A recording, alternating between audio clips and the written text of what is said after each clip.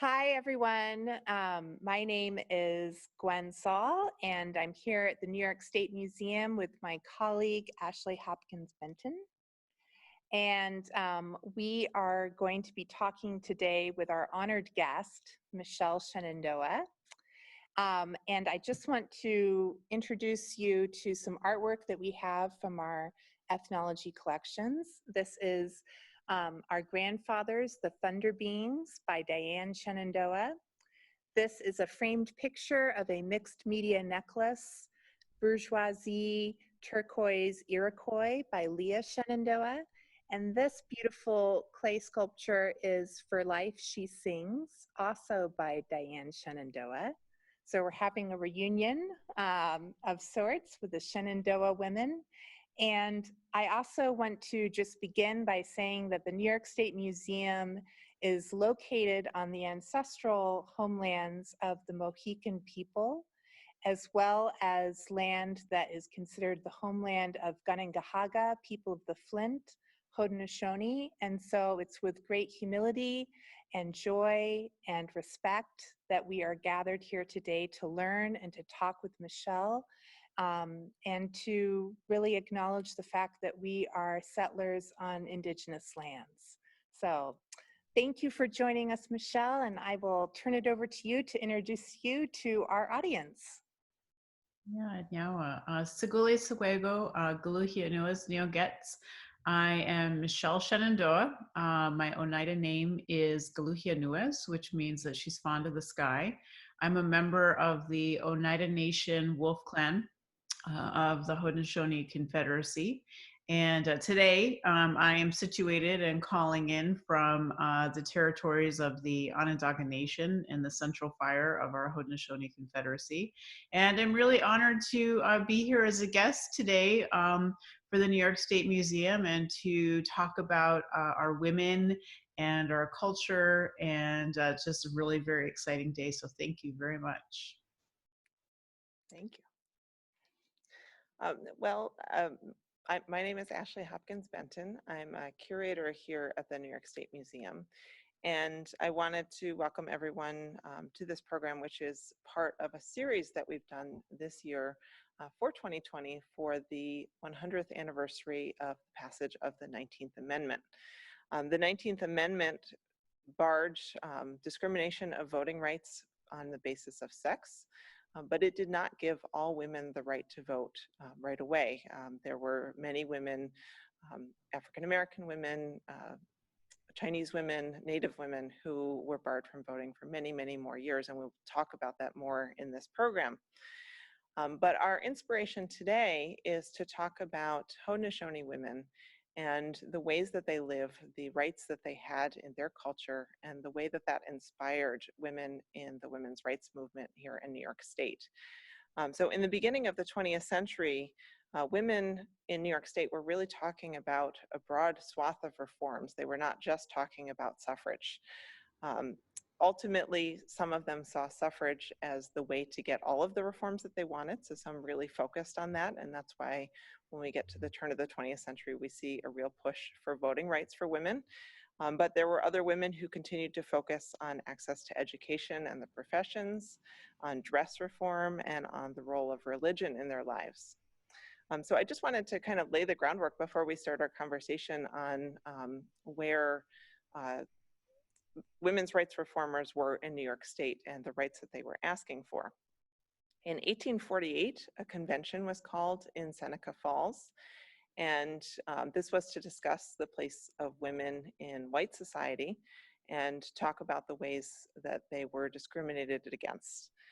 So in the US, US law was based on English common law, and this meant that when a woman married, all of her legal rights and obligations were assumed by her husband. And the women's rights reformers declared that she was civilly dead when she married. This meant that any property that a woman had or inherited went immediately to her husband, until in April of 1848, New York State passed the Married Women's Property Act. The husband was considered responsible for the woman, so she could not be tried for anything that she did wrong. But this gave him the right to batter his wife in order to make sure that she was following the rules. And marital rape was allowed as well. Women, as we already said, had a lack of voting rights, but they were subjected to the laws that they had no say in. And women said that much like they were talking about in 1776, women were subjected to taxation without representation. Divorce was very difficult to obtain, and children in a marriage belonged to the husband. So in cases of separation, if a husband and wife separated, the husband took the children. A husband could also, in his will, leave his children to whoever he wanted, and the wife had no say in that.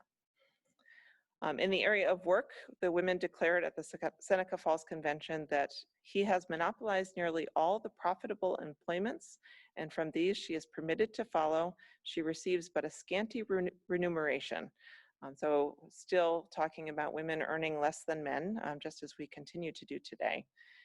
And women were expected to work in the home, to take care of the children, to cook, to clean, to keep the house. And in this, they were very isolated in their work. They were really kept apart from other women and from being able to collaborate and work together. Part of the lack of access to the professions was that women also lacked access to education. They were not permitted into the colleges, and they were barred from public participation in their church. There were different moral codes for men and women, and this is something that women's rights reformers really struggled with, that men were held to an entirely different standard than women. And finally, there was the issue of restrictive clothing. In the 1840s and 50s, the popular style was skirts that went to the floor, that actually dragged on the ground and were known for picking up garbage in the streets. And this was worn over many layers of petticoats as well as corsets, which resulted in a very heavy, cumbersome outfit, which made it difficult not only for women to carry on as in their lives that they were expected to be, to take care of their houses and their children, but also it was seen as something that would ultimately bar them from access to the professions. So that kind of sets the baseline for where white women were in the 19th century and when they started to befriend Haudenosaunee women.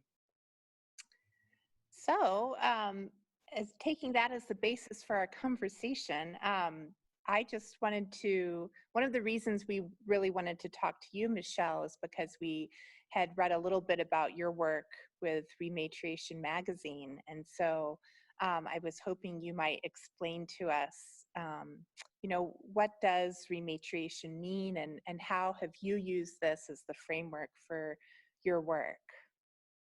Yeah, well, thank you for that question. So I am the founder and editor-in-chief for an online platform I created called Rematriation Magazine. And rematriation means returning the sacred to the mother. And that's the definition that I created with one of our clan mothers. Rematriation has been used as a word going back to, I believe, the 1970s. And there are Indigenous women from various places around the world who started to use this term, and one in particular who is a midwife from Akwesasne, Mohawk traditional midwife. And rematriation was about returning all of the elements from childbirth back into the ground, in that the mother is the womb and the earth is the womb for all of life. And so returning that back to the earth is that process of rematriation. So now as we move forward and Indigenous people are reclaiming space, reclaiming identity, reclaiming our food sovereignty ways and our traditions and language, that it's really all coming back to, whether it's the mother tongue, the motherland, a return of land back to to the people. There's all these different elements that rematriation is, but it really is coming back home to the mother.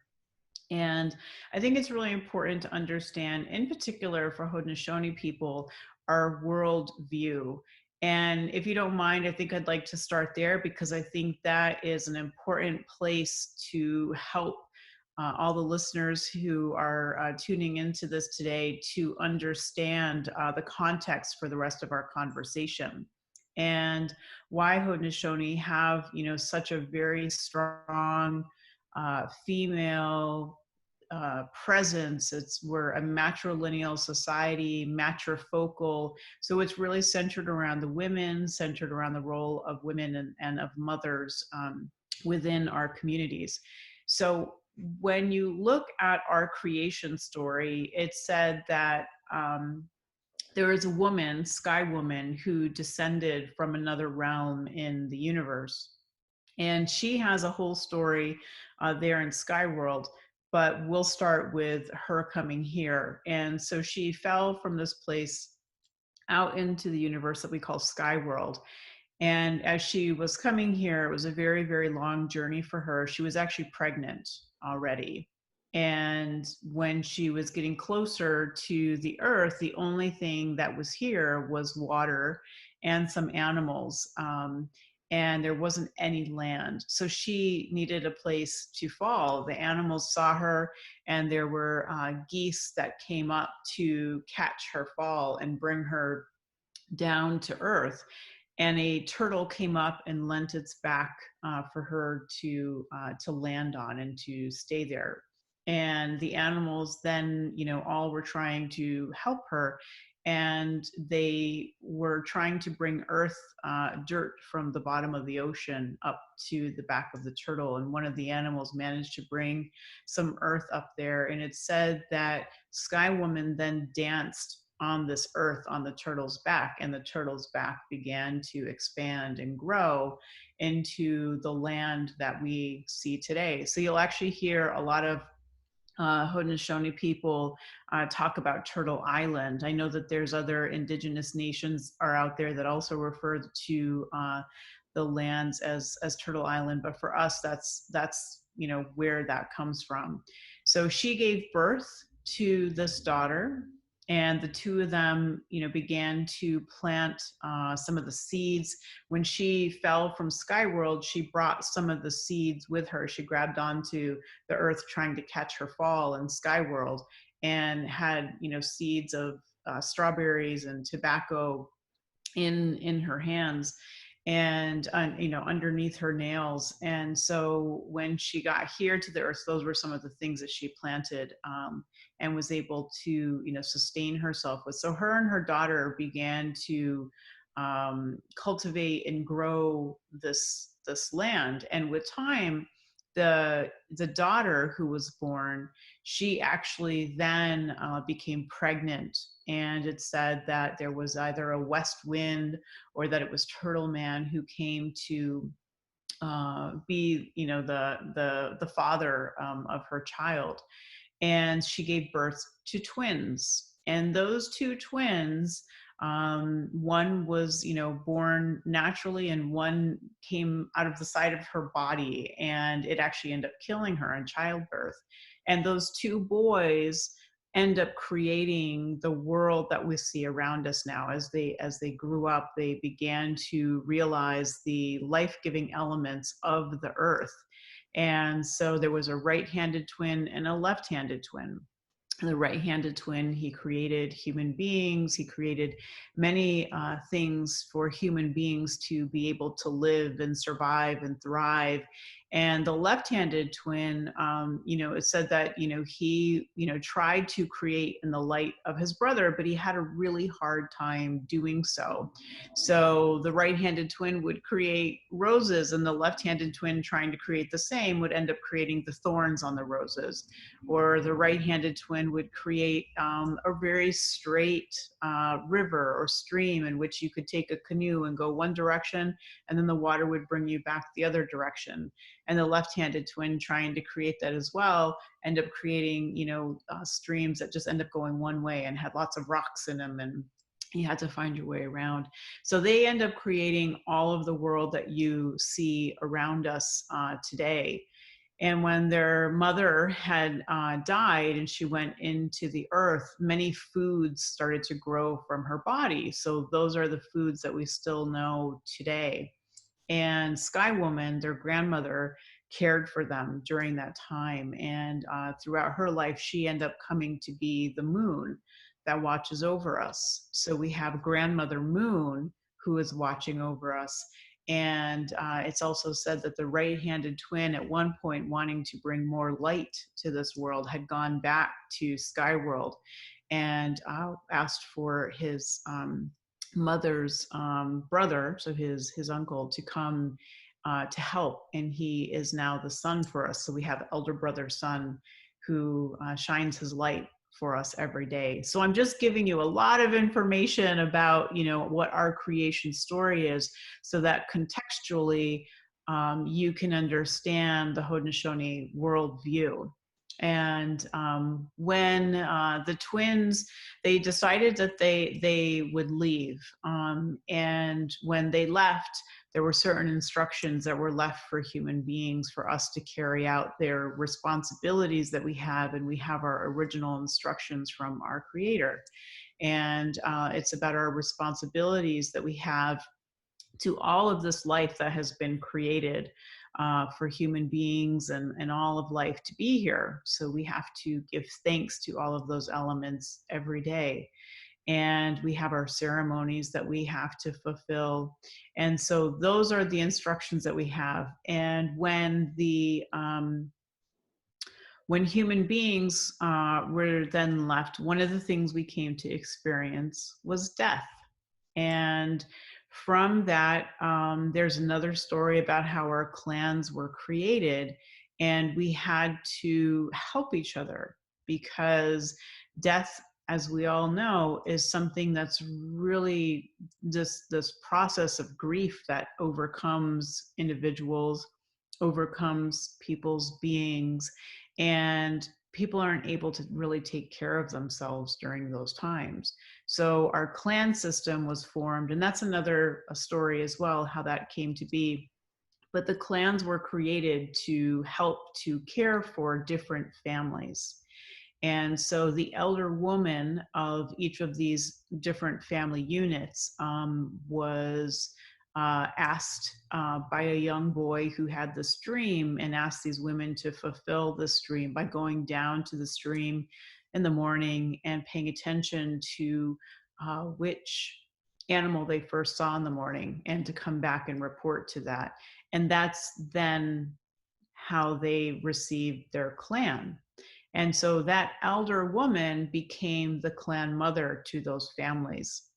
And each animal that they saw sat on one side of, was either on one side of the river or another side of the river. And depending upon what side they were on, then that would be, so to speak, what side of the house, of like our longhouses, that our clans would sit. And so one side of the house takes care of the other side of the house. And this is where it starts very, very early for human beings. And now it's important to understand that those clans are passed down through the women. So all the way back to that first eldest woman of those very early human beings, every woman that was born from that woman receives her clan. So it's a lineage that carries on. So I told you earlier, I'm Wolf Clan.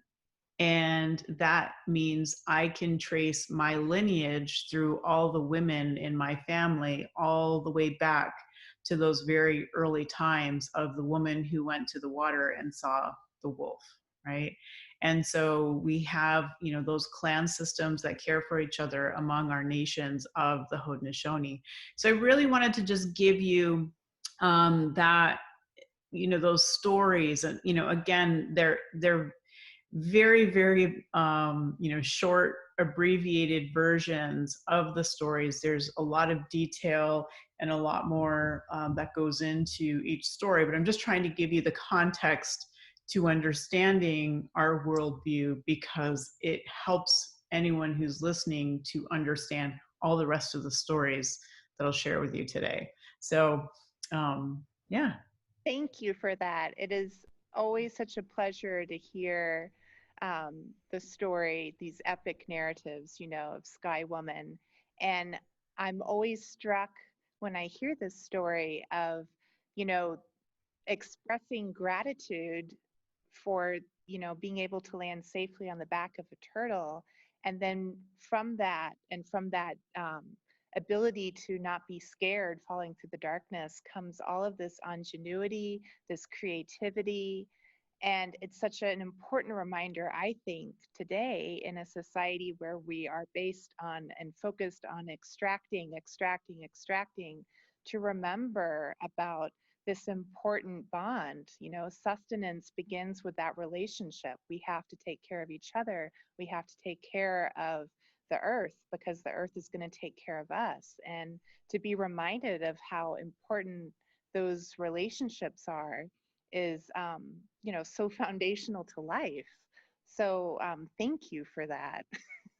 Yeah, absolutely. And I think it's also important to remember that when you look at those relationships, we really looked to nature to receive our cues on how to conduct ourselves in the world, right? And so understanding that women are life givers, well, so is Mother Earth. Mother Earth is the ultimate life giver. And so there's a connection and there's a correlation, and women actually are the caretakers of the land. And so when it comes to decisions regarding the land, you have to go through the women, because there is that sacred relationship in regard to seeds, growing food, growing human beings, right? Even women, we have all of our seeds within us, which then produce human beings. And so there is this very, very sacred relationship that women have in terms of life giving,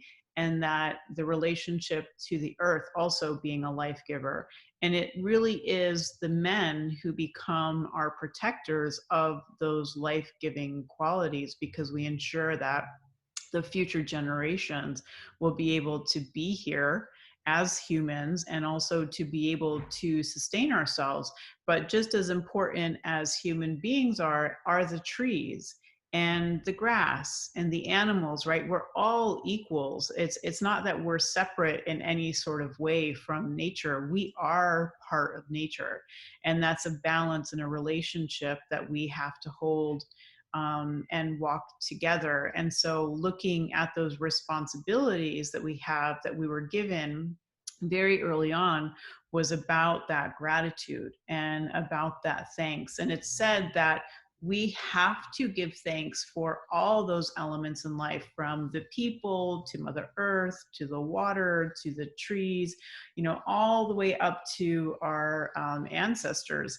And because the moment that we stop as human beings, if we stop giving gratitude, it's said that those things will start to go away, right? Because we're not honoring that relationship that we have. So we can actually see that happening in the world today, because human beings, whether you're Haudenosaunee or any race, we have a word that says Onkwehowekah.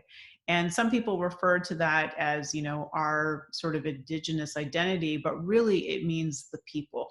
Onkwehowekah means the people. And so it's a responsibility that we all have as human beings to make sure that we're honoring that relationship and giving thanks. So you can see in the world today where human beings have forgotten that relationship that they have. And so you can see things beginning to disappear literally from our world, from among the animals and all of the different species of plants that are out there in the world. So that's the space that we're in today. So we can actually see that happening right before our eyes.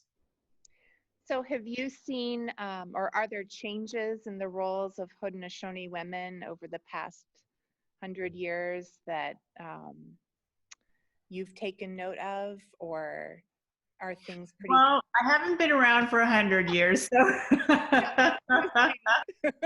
Yeah, so I think, I appreciate that question. And I think one thing that, is so important also to understand contextually for a lot of these questions as we're looking at, the 19th Amendment and, the last 100 years or even the last 200 to 300 years, right? Like it's really important to note that within this country and other countries, within the Americas, but I'm going to talk specifically about the United States, that there was an erasure of Indigenous identity.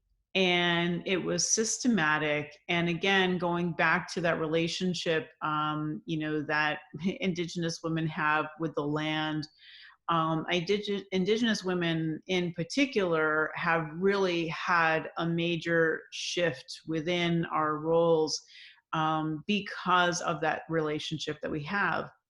The real goal of,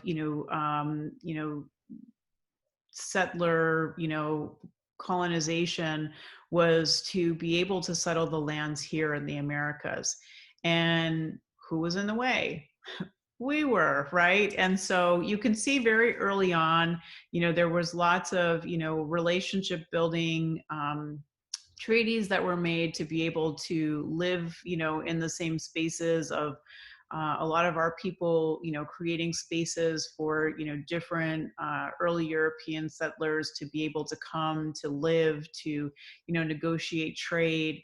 And, sometimes those things weren't always pretty because, there was an overexploitation of a lot of the resources. But as, the populations began to grow and there was a need for more land and a need for more resources, agreements really weren't being made so much anymore. There was a lot of force, and there were wars that were waged against, the Haudenosaunee people. And I know in history, we're actually called the Iroquois, which is more of a French word for our people, whereas we're the Haudenosaunee. So if people are, looking us up within the historical record, it's, you're probably likely to find more about us when you use the terminology Iroquois. But I'm going to refer to us as the Haudenosaunee because that's what we call ourselves. So when you look at, what happened in these times of war and settlement, the takings of land that happened, when you think about it, who really was in charge of the land? It was the women. And they would have to be the ones we would have to be the ones to make that choice, whether or not to actually, let go of territories, allow people to live within our lands. And so when those negotiations, failed and we have wars, truly at the core of it, women were the ones who were in the way. So if you look at it from that premise, you can see throughout history, if you really, really go deeply, examine the record, and also begin to talk to contemporary academics today who are teaching, on Indigenous history, you'll begin to see things like how the doctrine of discovery comes into play in regard to policies created against, not just Haudenosaunee, but all Indigenous people. And then you can also see how various protections for, Indigenous people in general, but even more specifically towards Indigenous women are, they're not there. And so you do not really see us in a lot of history books. Contemporary history books are, history really isn't taught in schools. I know that within New York State, there is a fourth grade curriculum that focuses in on the Haudenosaunee, but that really needs a lot of help and revamping. And I think that it needs to include a lot more of the history just beyond fourth grade so that it becomes a part of common knowledge and understanding where people are at today. So, how did things, change, for us over the last 100 years? Well, that's a little, tough to be able to fully answer. Where were we 100 years ago? Well, we certainly, at that point had already had a lot of interaction with settlers, coming into our territories and into our lands. And, obviously the state was already established at that point. And New York State, illegally took a lot of our lands. And so you can see that our presence is, we're still there. But if you go back even just a little bit further than that into the late 1700s, you have the Sullivan-Clinton campaign, which was waged against the Haudenosaunee by George Washington. And that was a smaller war within the Revolution, the American Revolution, which was designed to attack the Haudenosaunee Confederacy and to take our lands for the sake of settlement. And so at that point, it's kind of like an atomic bomb that went off in the middle of the Haudenosaunee Confederacy. And so while we, really were concentrated within the areas in New York State and upstate New York, suddenly now when you flash forward, you can see all of our communities are really sort of scattered throughout, all the way from Montreal as far as Wisconsin and even Kansas, right? Like some of our people settled out in Kansas as the government had created, taken up lands there and said, oh, here you can come, move out to this space. So you'll see that our communities now are really quite scattered in different places, and we're not so heavily concentrated in one area together. So I think that's important to note. So already by the time that, let's say the 1920s comes around, we're already in all those different places. It is important to note that there were definitely efforts going on in that point to, continue to keep our communities connected, working on reclaiming of land, keeping our cultures, very vibrant. There were definitely a lot of efforts on the part of Christian missionaries to stop us from being Native peoples. And there was a lot of effort to try to convert Native Americans into Christians, to become white Christians. So in the 1920s, that would have also been the time that residential schools would have also sort of been a little bit on the decline. But you had from the late 1800s to within, I forget, what's around 1917, I believe, that Carlisle residential school, which is in Carlisle, Pennsylvania, which was one of the very bigger boarding schools, bigger well-known boarding schools that were sanctioned by the US government, in which a lot of either the US Army or the Christian missionaries ran. And this is where, Native American children were taken away from their community, taken away from their homes. Initially, for many years, that was done by force, without consent of the people. Literally, children were just rounded up on wagons and taken to these schools very, very, very, very far from their own home. And that was deliberate so that they wouldn't, try to run away and return. And they were brought to these schools, and they were, forced to assimilate.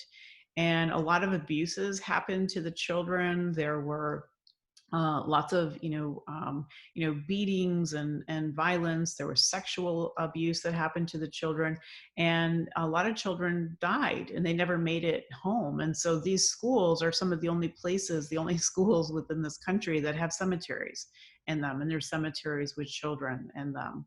And so you have that very, very traumatic series of events that happened for our people. And so, we're forced into these small confined spaces, which the government, has called reservations, but in some of our territories, it's always been unceded land. So it's, our original territories, and not a reservation. And so there was just a real, struggle for survival, like literal basic survival. And so you've got all of these different, contending, elements that were at play.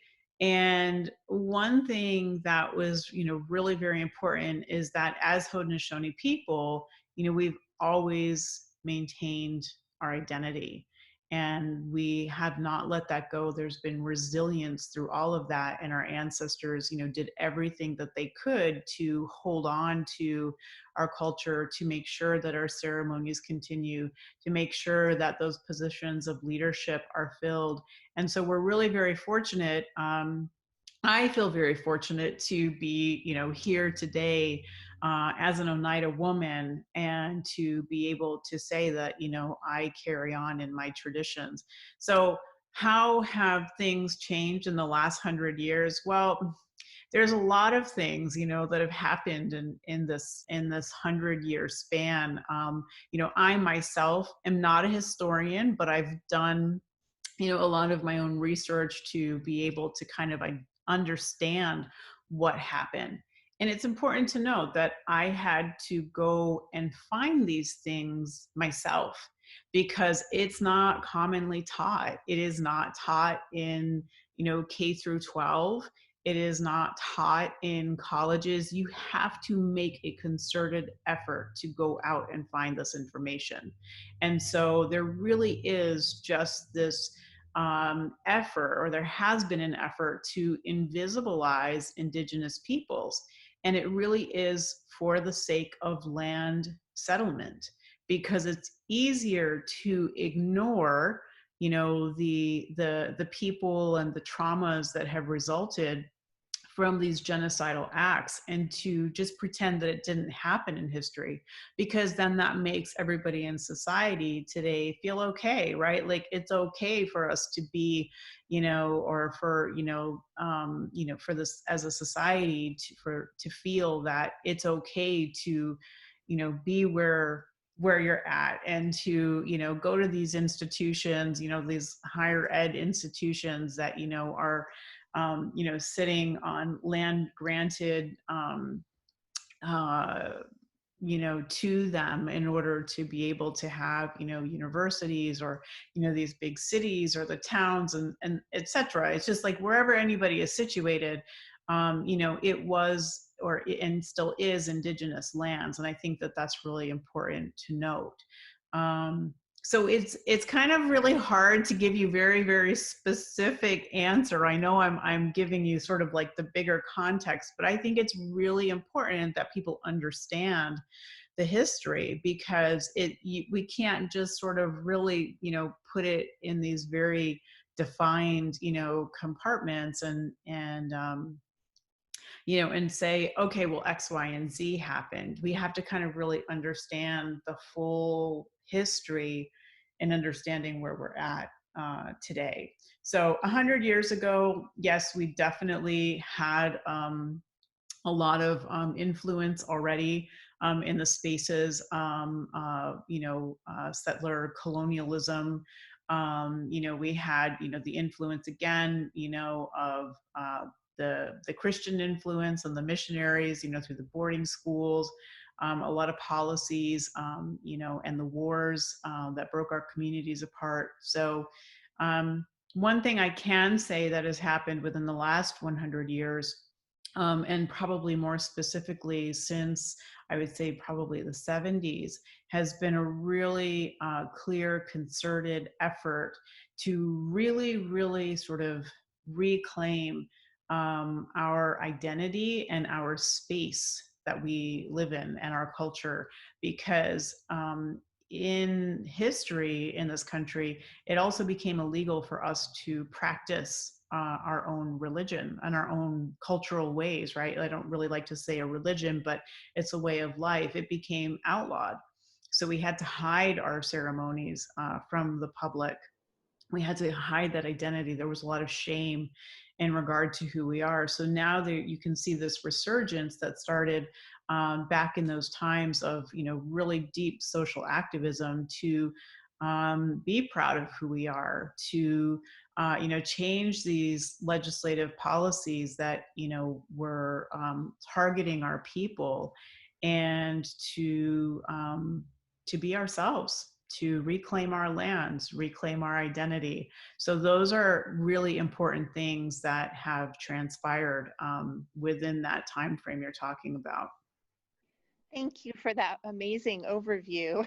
I really, really appreciate it, especially because, you know, I think you're so right. There's a dearth and a paucity of talking about Indigenous histories and what that means. And I'm grateful to be in a day and age when there seem to be more and more Indigenous scholars who are writing about these histories, you know, Susan Hill and Teresa McCarthy and Nashana Goman and Audra Simpson and so many others, and knowledge keepers too, like yourself.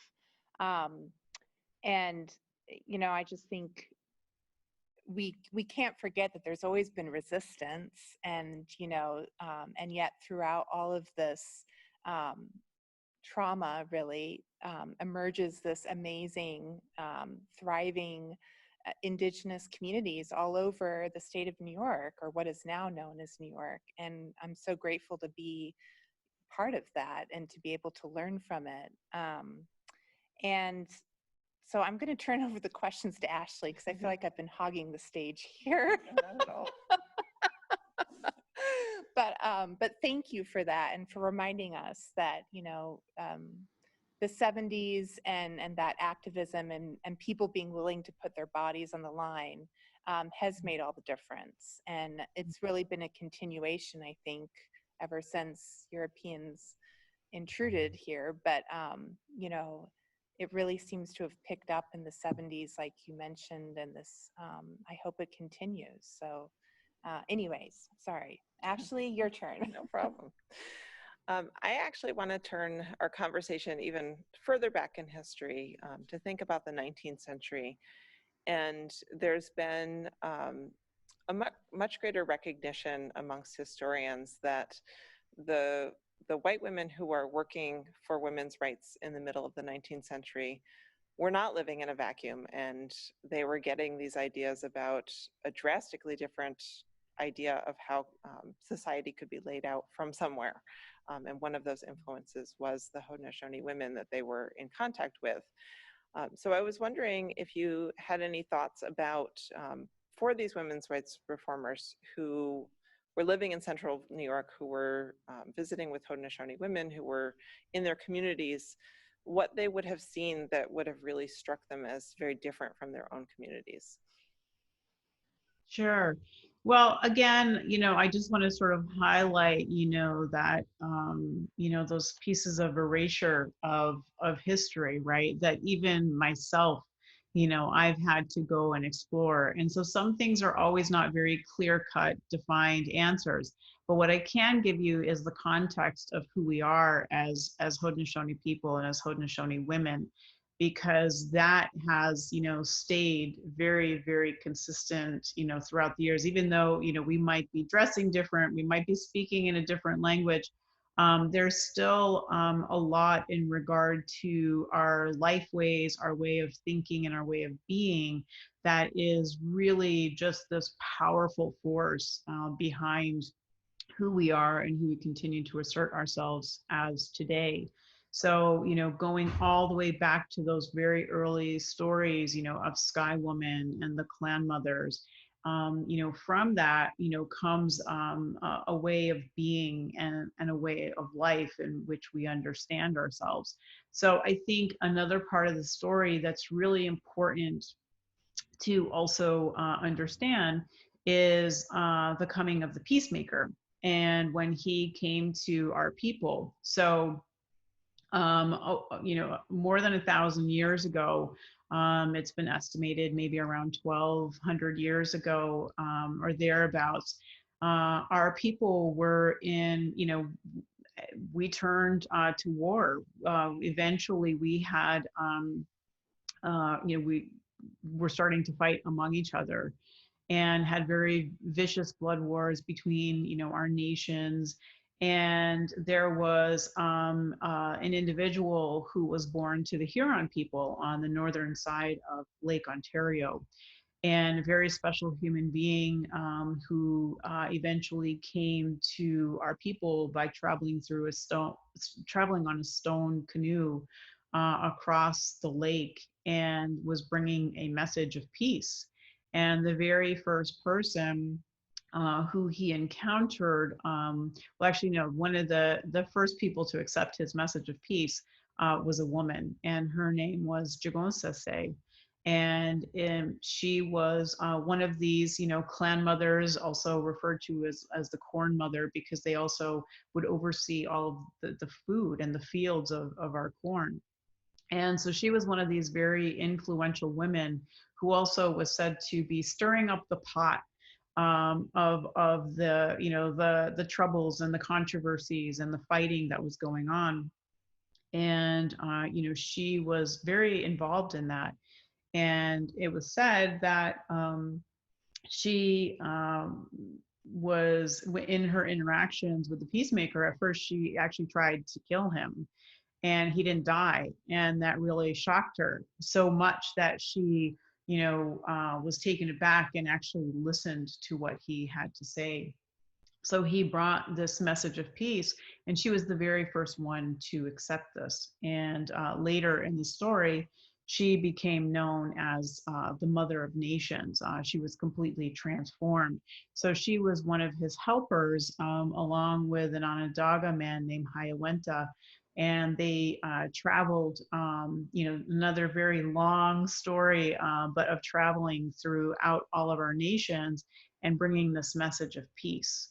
And when when the nations began to adopt this, the final holdout was a man named Tadadaho, who was from the Onondaga Nation, and was known to be a very, very wicked person, and caused a lot of harm to the people, and so powerful that he could harm people even with his thoughts. It was said that he had snakes growing in his hair, and his body was very crooked.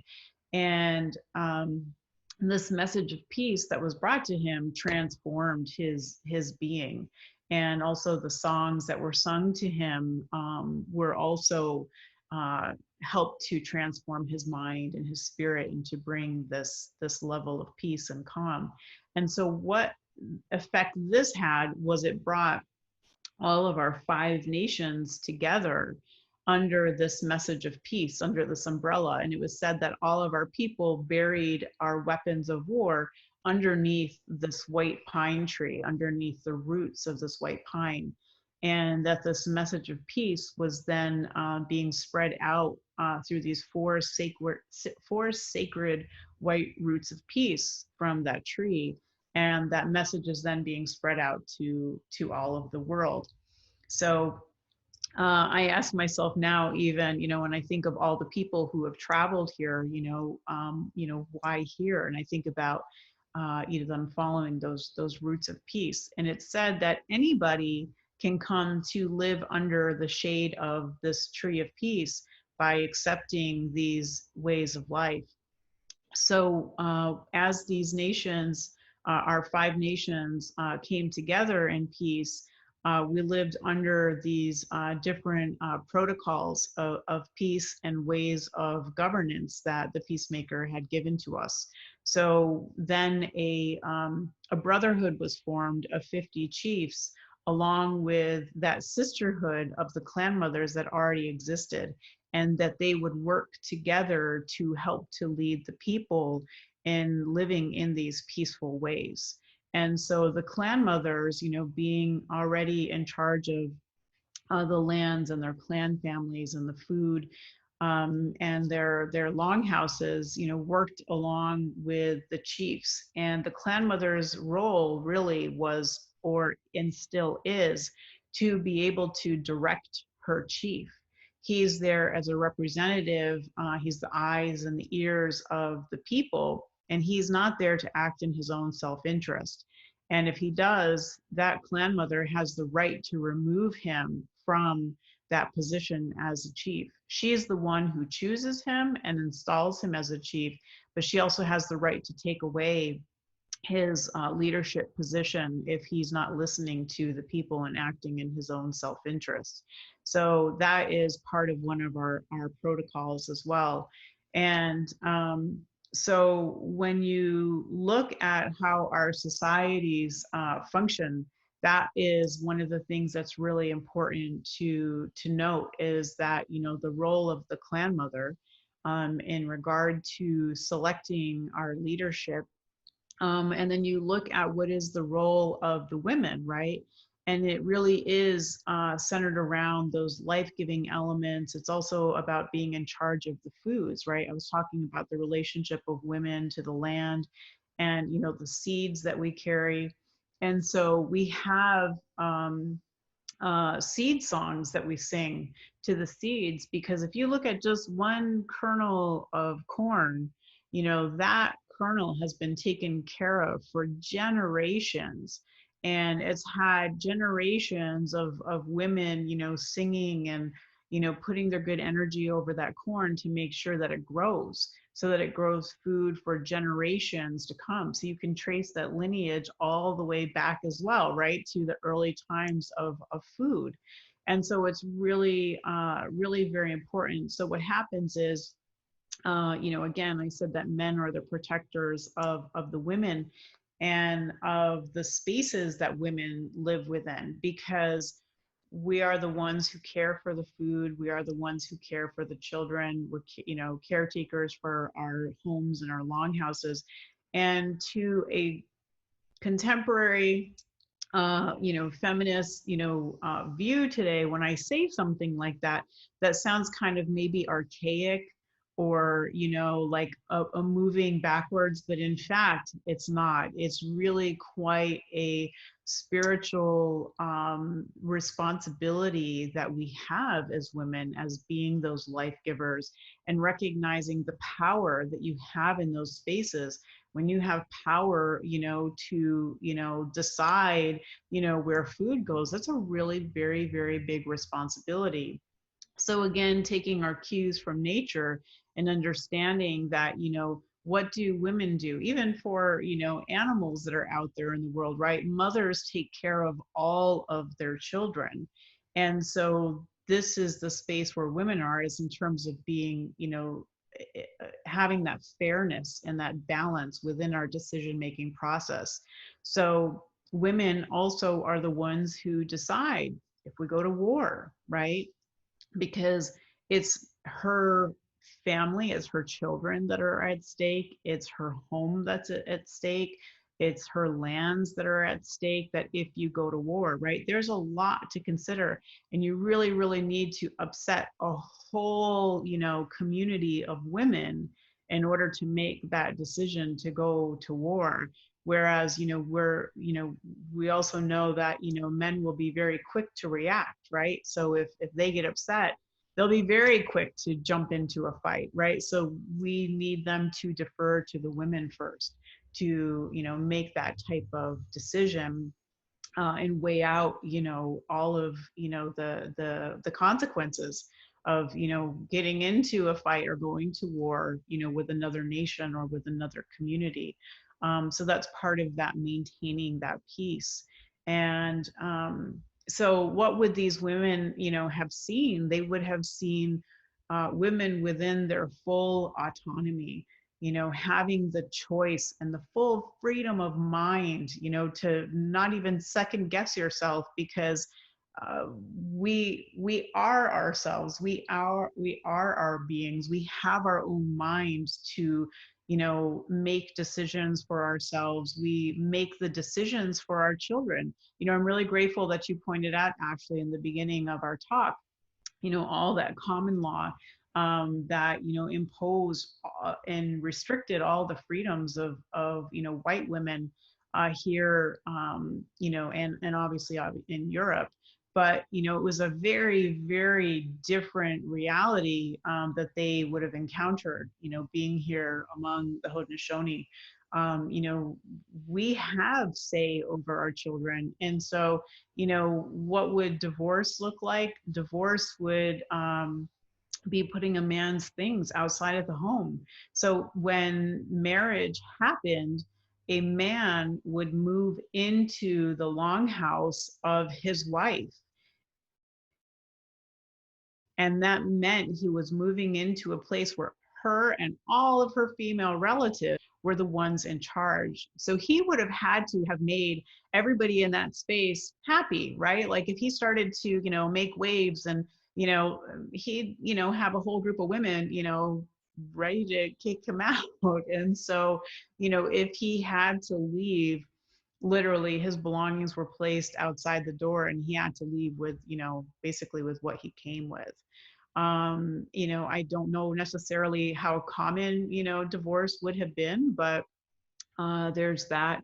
I know that, it's said in some of the accounts that, women could just easily walk anywhere, anytime by herself, day or night, and feel entirely and completely safe.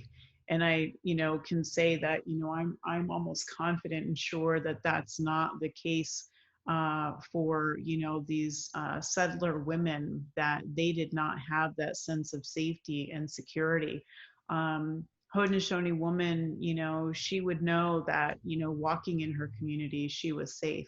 And if there were ever accounts of, a man harming a woman, there was a number of things that could happen, which would either be from him having some type of marking on his being that would identify him as somebody who had harmed a woman, to straight up banishment, right? That he would have to leave. And if you think about it, your community is everything to you. It's your survival. So banishment is sort of a death in a way, because you're then forced to really fend for yourself, which, wouldn't be an easy thing to do.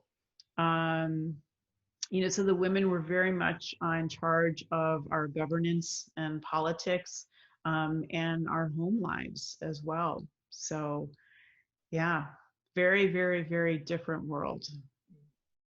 It's interesting to think about all of the ways that perhaps those inspirations kind of trickle down into the women's suffrage movement. And one of the ones that I hadn't really thought about before is when you were speaking about women having a decision-making, part of the decision-making process in going to war. And when we get to the 20th century, suffragists are starting to argue that, this country is going to war during World War I. And as mothers, as citizens, they have a very different perspective than men, so they should have the right to vote to help make those decisions. So it continues to trickle down even to that point. Mm-hmm. Yeah, you can see those influences. So I think what's really important, and I'm looking forward to perhaps, one of our academics, if it hasn't already been done already, and I haven't seen it yet, which is highly possible, but I know that a lot of our speakers among the Confederacy have talked about, all the various different parallels. So when you're talking about the decision to, whether or not to go to war, right? Very, very Haudenosaunee, centric, way of thinking and being. But when you also look at, the governance of the United States, it's very much influenced by the Haudenosaunee Confederacy and our structure of governance.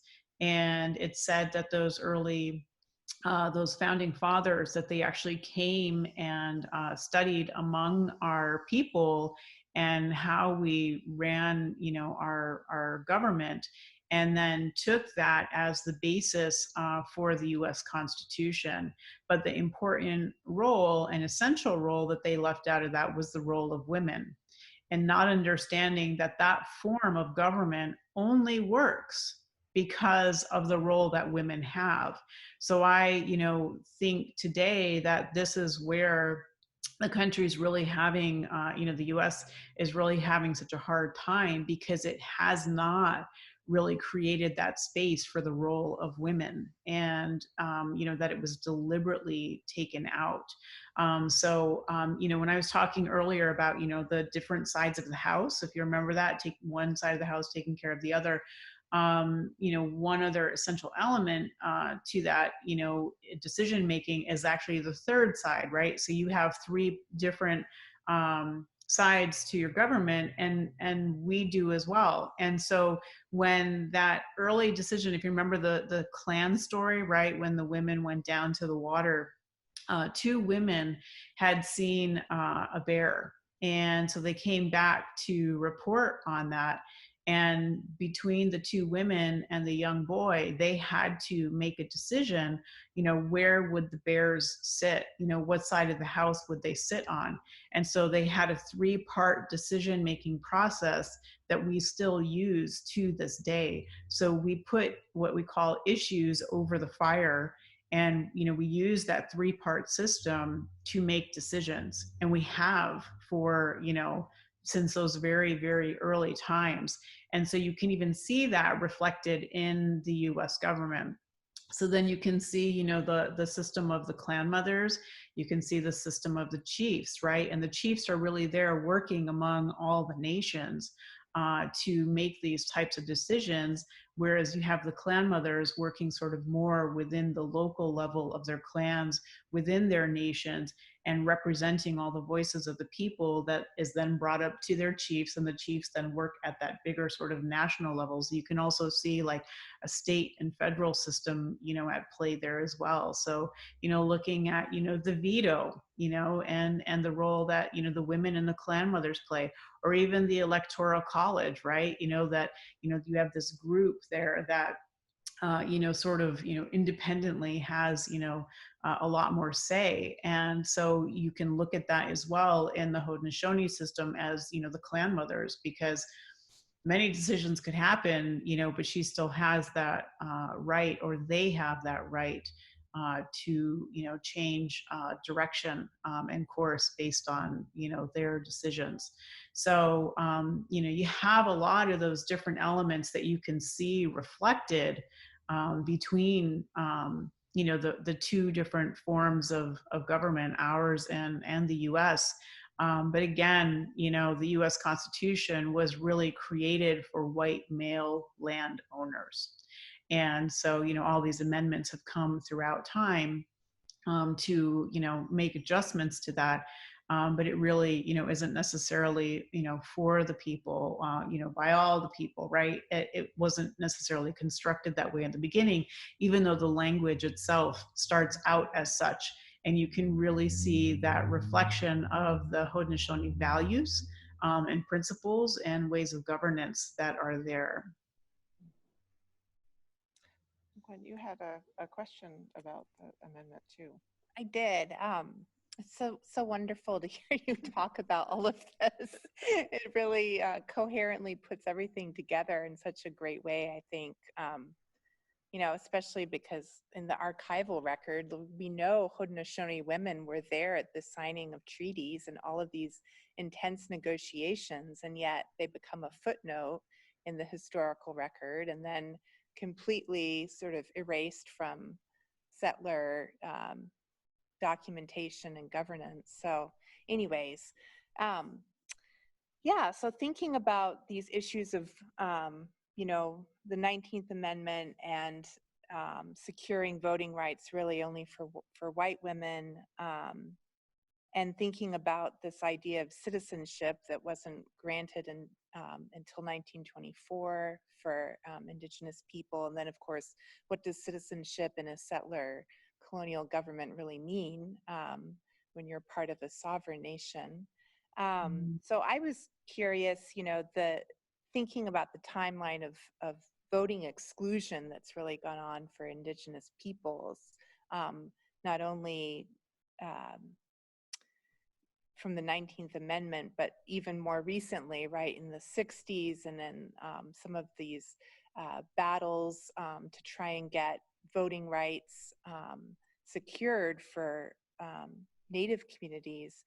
Does that still resonate with Haudenosaunee people today? Like this irony of, what does citizenship mean? Are we voting, for a government that has largely excluded us? So yeah. Well, it's definitely a great question, and it's one that has a lot of it's a lot of different elements to the answer, but the one important one that is really, that I'll start with is that the Haudenosaunee Confederacy itself, while in 1924, the United States government, so-called, granted citizenship to, all Native Americans across the country, the Confederacy itself said, thank you, but no thank you. We are citizens of our own sovereign nations, and we, will not be citizens of the United States. So no thank you. And we still maintain that same status to this day. And so maintaining that we are citizens of our own nations. So I'm a citizen of the Oneida Nation. Now, I know that for Indigenous people throughout, all of the United States, it's very different. I know that there are a lot of, different, tribes and nations that, have, worked, with the United States government, and accepted the Indian Reorganization Act that came. Gosh, I'm a little blurry on that, but I think it may have been within the 50s. And restructured their governments to reflect a form of government that was more compatible, if you will, with the United States government and the Bureau of Indian Affairs to be able to, sort of operate more efficiently together, for the sake of U.S. governance efficiency. And also for the distribution and dissemination of federal dollars. So for some of our nations here, there has been a refusal to accept federal dollars, a refusal to, accept the Citizenship, Act, and do not participate in voting as of this day, because, we, stand by the very early treaty of 1613, which is the Two-Row Wampum Treaty, where it was made with the Dutch, but the responsibility is now filled by the United States government. Right in the Constitution, it states that treaties are the supreme laws of the land and are to be upheld by the Constitution.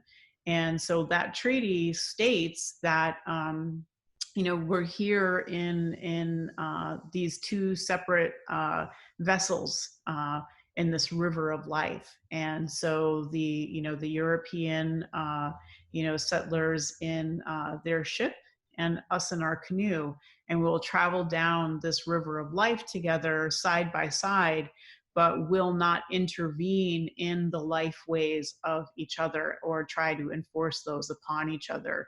And so you can see how the US government really has not upheld that when you see, all the impositions throughout all of the years to try to, take away our identity, convert us into, citizens. And so, we still stand by that treaty as of this day. And so, but again, like I said, you will see other Indigenous, nations and tribes across the country who do vote and who do fight for that right to vote and to participate in U.S. governance, and still, maintain their identity as well. And so they're just very, very different. But again, those are some other nations. I do know that among the Haudenosaunee, some of our nation's citizens do participate in voting as a personal choice. But as the Haudenosaunee Confederacy, I do know that we still maintain that sovereign status and choose not to participate in voting or in the census, or in the acceptance of federal fundings. So you have kind of a variety of of different paths that some of our nations have chosen to travel throughout time. And a lot of that is also circumstantial. based on, various circumstances that, our people have been placed in for survival, which is very unfortunate. And I do believe that those strings, to the federal government, and those dollars have really, really forced a lot of tribal governments to, make decisions where they're giving up that sovereign right, to being fully who they are. So I don't know if that fully answers your question, but I do know that, as a Haudenosaunee woman today, that's one of those things that I still continue to stand by.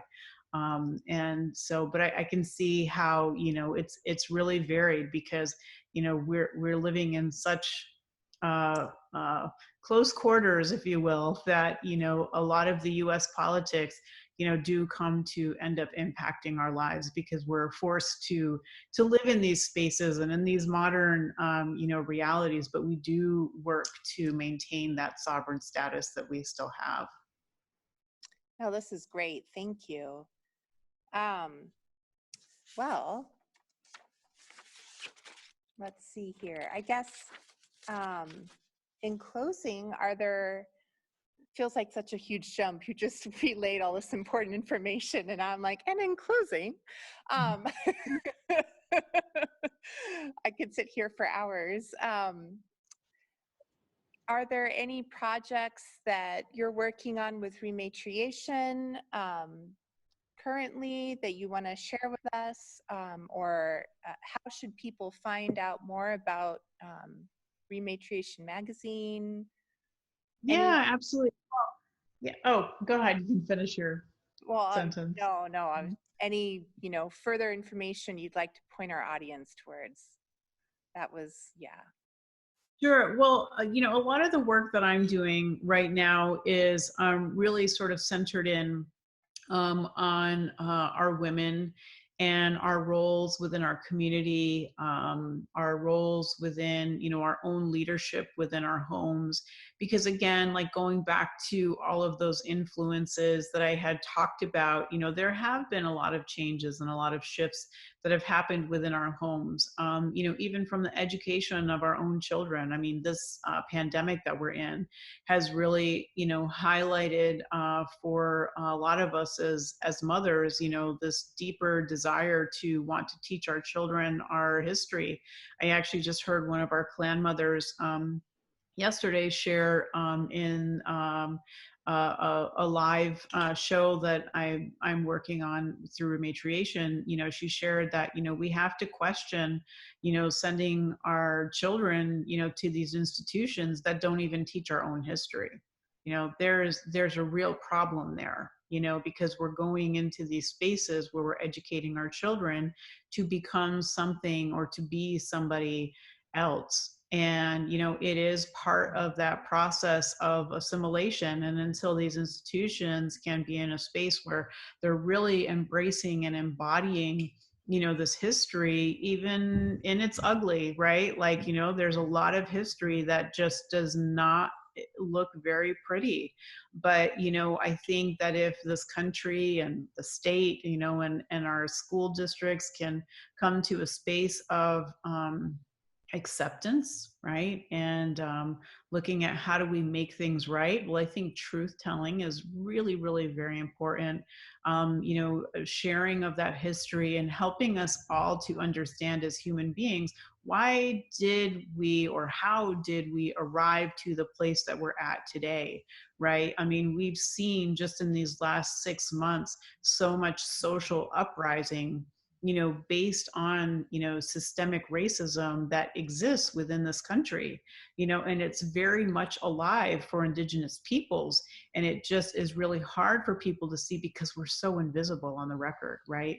I know that, you being there within the museum, you're very much, centered around, historical record. But I know that, a lot of it, is not really out into the mainstream. And I think that's where we need to, to get that type of information. I look forward to when the schools, really share that, very open history, share that, that influence, right? So that, we're not always having to be in the spaces of having to be the educators, but can, appreciate and receive as well, knowing that our history is told.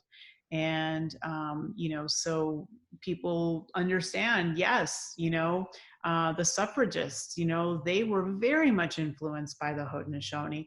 The founding fathers, yes, very much influenced by us. The US Constitution and government, very much influenced by us. Modern democracy, very much. I look forward to when that day happens. So the work that I'm doing with Rematriation is very much about helping to educate the public to these type of histories, to the current issues that are impacting our communities, how that impacts women in particular. There's very much a big issue of missing and murdered Indigenous women that you see throughout, all of the Americas. And it's very much tied to exploitation of lands. So you see that definitely in particular in areas where you have, a lot of extractive industries, pulling out, those, important, elements out of the land. You can see how those issues end up impacting, a lot of the Indigenous women within those spaces. And also, our children. A lot of children are still taken out of the homes and taken away from their families. That happens through the foster systems, and it places children in very, very vulnerable spaces, that we end up with issues, that can, relate to children and young women and young men being placed in very vulnerable situations where you have issues, whether it's of sex trafficking and drugs and these types of things. And really what's happening is that children are still being taken out of their homes, away from their Indigenous families. And that's the problem. That also relates to the children who are being taken away from their homes at the border, right? Those are Indigenous peoples that are there, and their children are being taken away to this day and, being locked in cages. So the trauma that those children and their families are going to endure, that's going to take generations to overcome and to create healing in those spaces. So it's when, this country can start to really begin to look at humans, in a different way and to help each other, right? I think back to, those white roots of peace, right? Why did we all come here together? What do we have to learn from each other? What do the Haudenosaunee have to share about, living in ways of peace? If we can go from vicious blood wars against each other to transforming into peaceful nations, with living under peace for over 1,000 years, I think that there's something really of value for humans to learn from today. So there was one of our leaders, Tadadaho, if you remember me telling the story about him very early on in the formation of the Confederacy. He was placed at the head of the entire Confederacy. Here was one of the most, evil and wicked of people, who harmed, people. And when he was transformed in accepting this message of peace, he was then placed in charge of all of the Confederacy and all of the people. And so his position as a chief and as a leader has descended through all those generations, and that title has continued to be passed down. And former Tadadaho, who's now in the sky world, Michelle Schenandoah, he was asked one time in a video interview, and the interviewee had asked him, if you could wish away all white people and make this Indian land once again, would you do it? And his answer was, no, I wouldn't. He says, because Creator sent everybody here for a reason. I don't know what that reason is, but it's up to all of us to figure that out.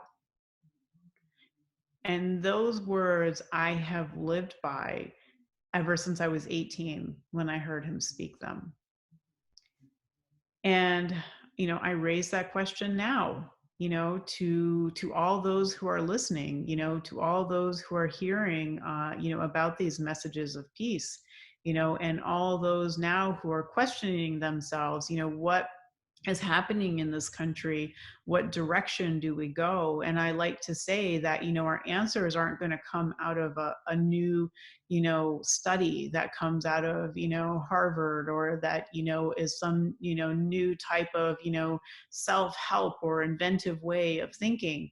But if you actually look to a people who are still alive and living this way of life that has existed for over 1,000 years, living under an umbrella, or under the white pine needles, under the shade of peace, there is something very deep here, something very spiritual, and something very practical as well, in terms of how to bring peace into our lives and into our governance, and how we operate today, and how we walk on this earth as human beings.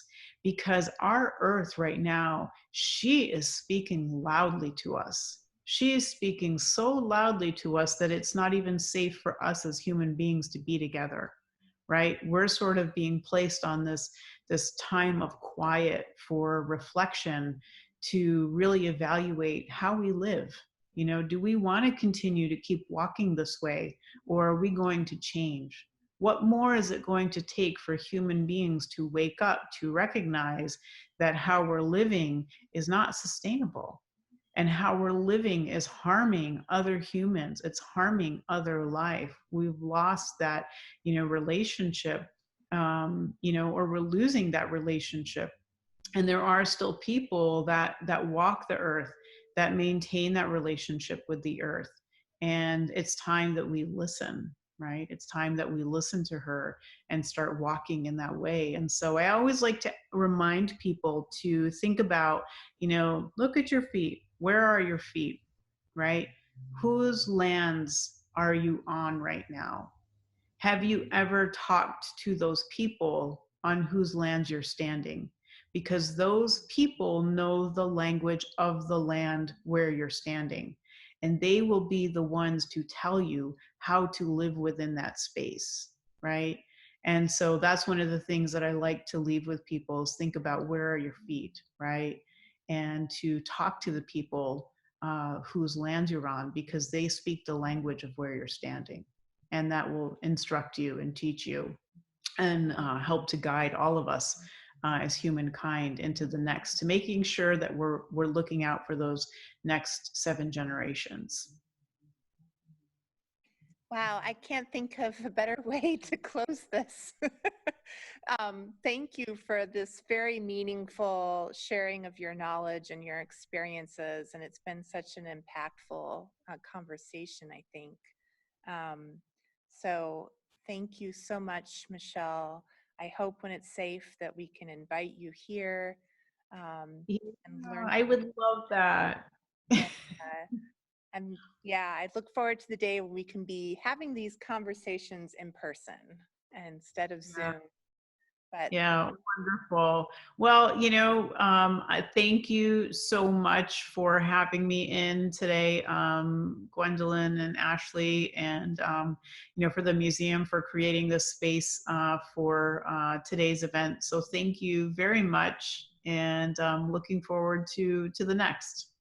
Oh, and if anyone did want to, you did ask as part of the question, if anyone wanted to find out more, you can find us at rematriation.com, also out on social media under Rematriation Magazine as well. So, hey, we'll be sure to share those links too on this when we post the video. We'll be sure to do. Sounds great. And oh, I wanted to mention too, Shenandoah has such an important place here for our museum history too, because he was instrumental in bringing the wampum belts back home that were here in the State Museum. And I think the 30th anniversary was just last fall. So I'm so thank you for mentioning Shenandoah, because, we have some pictures, I think, in an album in our records room that I'll have to show you when you can come here of, you know, he was so important for that Uh, return. yeah, absolutely. He actually has, there's a book out called To Become a Human Being. And the person who put the book together basically spent time with him and recorded him and just wrote down, you know, what he had said. And that's a really beautiful, you know, book that I turn to quite a bit as well. So it's worth looking up. I will, to become a better human being. To become a human being, Become right? okay. To become a I human will being. remember that. Yeah. Well, I don't want to take up your morning, but thank you again. Thank you. Yeah, thank you both so much. Be well, be safe, and I'm looking forward to when we do meet in person as well. So thank you very much. Thank you. Thank you. Okay, now we go. Onenigiwa.